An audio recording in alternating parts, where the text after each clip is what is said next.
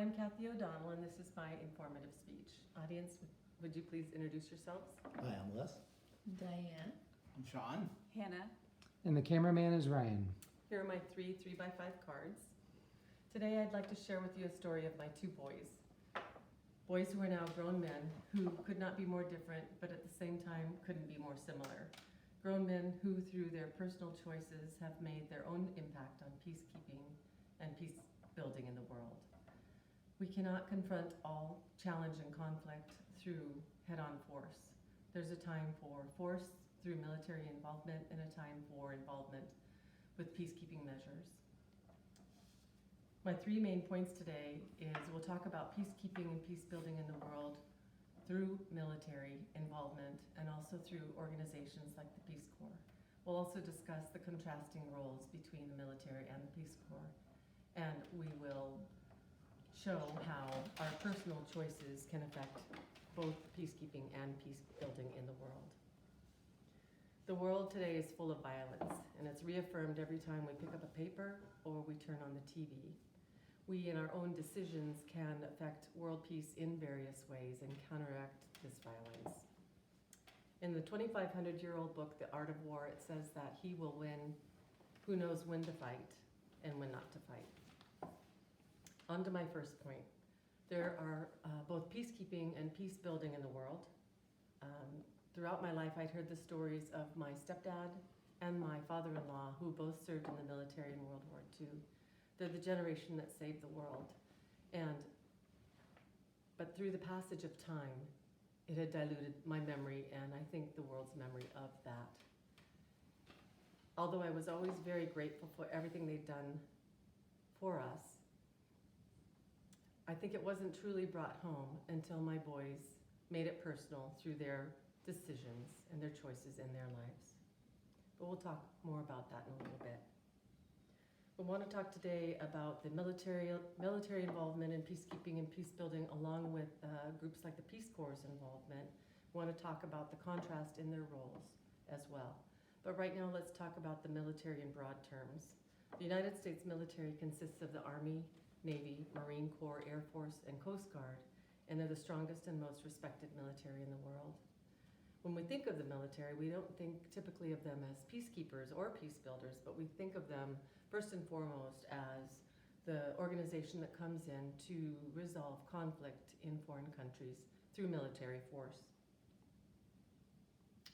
According to a publication I found at FAS.org that was written by the Joint Chiefs of Staff in March 2018, they give two definitions of here that I'll talk about here. One is regarding peacekeeping. They say that it consists of military support to diplomatic, informational, and economic efforts to establish or maintain peace in areas of potential or actual conflict. Peace building, they say, is the long-term post-conflict process of creating conditions for a lasting peace.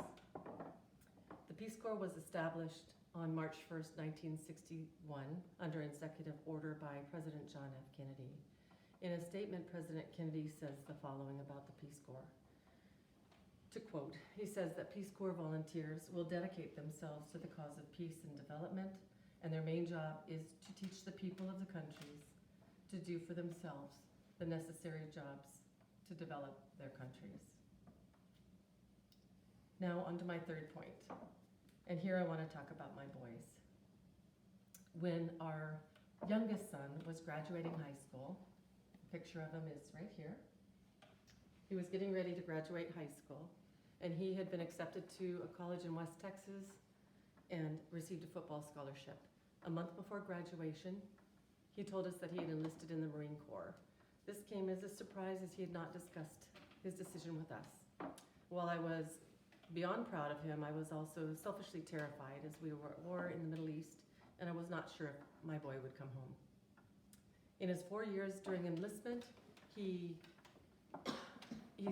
served on a MU in Asia, and he was also deployed to Iraq, where he fought with the Kurds against ISIS.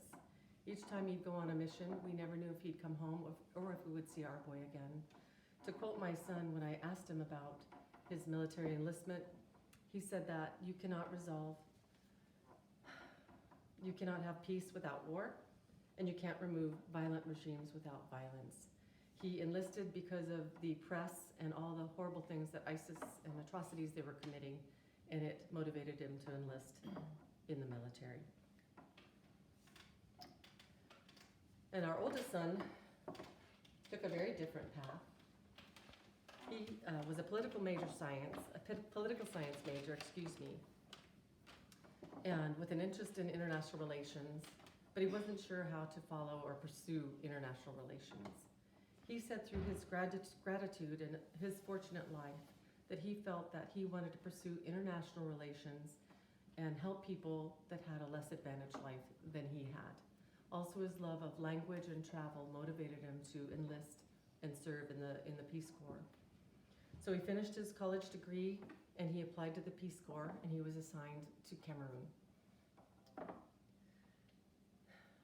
In Cameroon, he taught in an undeveloped school. He lived in conditions without running water, in a rural area, no electricity, and no paved roads. In conclusion, and to reinforce my purpose statement, we cannot meet all challenges and conflict with head-on. There's a time and a place for military involvement and peaceful enforcement. This is evidenced by the publication written by the Joint Chiefs of Staff and also by the philosophy of the Peace Corps. Also, in what the Art of War says, where he will win, who knows when to fight and when not to fight. So we've reviewed the main points, which were to talk about peacekeeping and peace building in the world in terms of military involvement or involvement of groups like the Peace Corps. We have talked about the contrast in the military's role versus the Peace Corps, and also discussed how our personal decisions can impact peacekeeping and peace building in the world. Well, I never thought of the military as a peacekeeper, and I never thought, peace builder, and I never thought of the Peace Corps as a peacekeeper. But I've learned through my son's experiences that there's a time and a place for all kinds of peacekeeping and peace building in the world. There's a time for military force and a time for peaceful enforcement. Thank you.